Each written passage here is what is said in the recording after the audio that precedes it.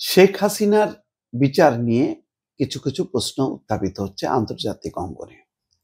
এটা human rights watch, জাতিসংঘ কেবল না, আভ্যন্তরীণভাবেও বলা হচ্ছে যে এইটা আরো ভালোভাবে হ্যান্ডেল করা যেত, যাতে বিতর্ক না থাকে। আমি এই আলোচনা যাওয়ার আগে আমি আপনাদেরকে একটা দেখাই, ভিডিওর একটা অংশ দেখাই। কথা শুনে ওপেন ক্যামেরার সামনে হাসছেন এবং ওনাকে প্রশ্ন করা হলে উনি বলছেন আমি খুবই দুঃখিত, কিন্তু উনি আসলে বোঝাই যাচ্ছে যে he didn't fight the case the way he was supposed to. হ্যাঁ, শেখ হাসিনা এগেইনস্ট এ সার্টেনলি ভেরি স্ট্রং মক্কেলে সাজার কথা শুনে ওপেন ক্যামেরার সামনে হাসছেন এবং ওনাকে প্রশ্ন করা হলে উনি বলছেন আমি খুবই। দর্শক বুঝতে পারছেন, এই যে আমির হোসেন, আমি জানি না ওনার ব্যাকগ্রাউন্ড কি, আইনজীবী হিসেবে কি। যেদিন সাজার রায় হলো তারপরে উনি হাসতেছেন, উনি বলতেছেন উনি দুঃখিত, হ্যাঁ, কিন্তু ওনার এক্সপ্রেশন মনে হচ্ছে যেন উনি সন্তুষ্ট। তো রাষ্ট্র নিযুক্ত করছে, রাষ্ট্র আরো তো স্ট্রং একজন আইনজীবী দিতে পারত, যেটা খান পান্নার কে অ্যালাউ করেনি কি কি প্রসেসগত ত্রুটির কারণে। যেটাই খান পান্না থাকলে এটা ভালো যুক্তি তর্ক হতো, সেটাকে আরো একটু মনোযোগ হতো, গুরুত্বটা পাইতো।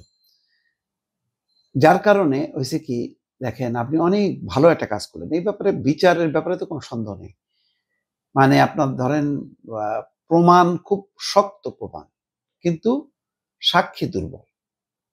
প্রমাণগুলো ছিল খুব স্ট্রং, আবেগ, অনুভূতি, প্রমাণ সবকিছু ঠিক আছে, কিন্তু আপনি যেভাবে হ্যান্ডেল করলেন এটা কিন্তু অনেকটা ওই যে দেখ না, জুলাই গণহত্যা হচ্ছে, আপনি শত শত মানুষকে ঢুকাই দিয়ে কেসটাকে হালকা করে দিচ্ছেন।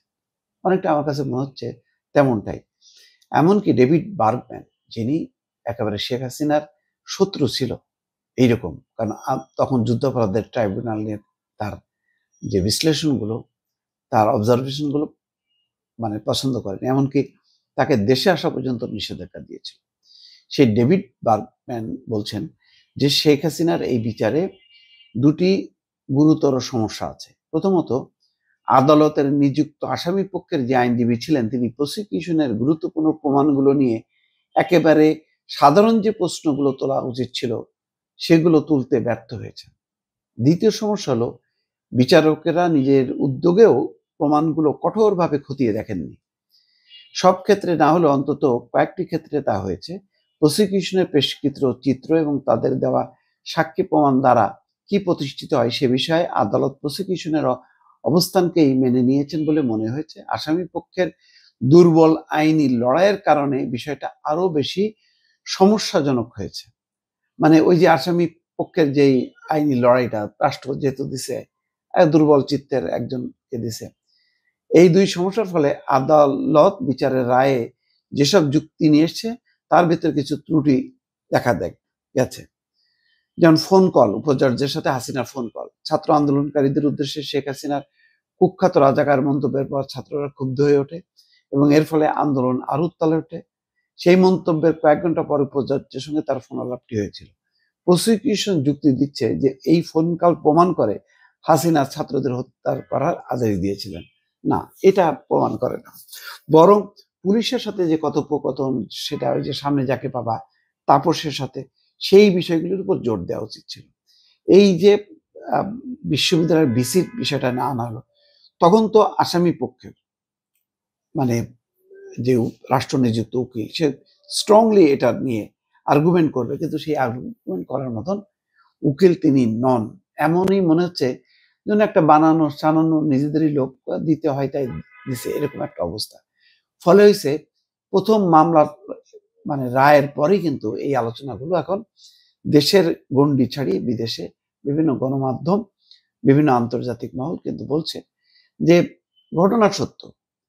যেমন হিউম্যান রাইটস ওয়াচের দেখলাম যে এটার আরো ভিকটিমদের, যারা ক্ষতিগ্রস্ত হয়েছে তাদের বিচার পাওয়ার অধিকার আছে, কিন্তু এটা স্বচ্ছ, জবাবদিহি, আরো আন্তর্জাতিক মানসম্পন্ন এই জিনিসটা রক্ষিত হয়নি, কিন্তু এই বিষয়টা লঙ্ঘিত হয়েছে। এইটা একটা খসখস হয়ে থাকবে। এটার আবেগ নিয়ে, ভালোবাসা নিয়ে, যৌক্তিকতা নিয়ে বা রায়ের দিক নিয়ে যে রায়টা বেঠিক এটা কেউ বলবে না, কিন্তু ওই যে প্রক্রিয়াগত কারণে কিন্তু জিনিসটা কিন্তু একটা কোশ্চেন হয়ে গেল।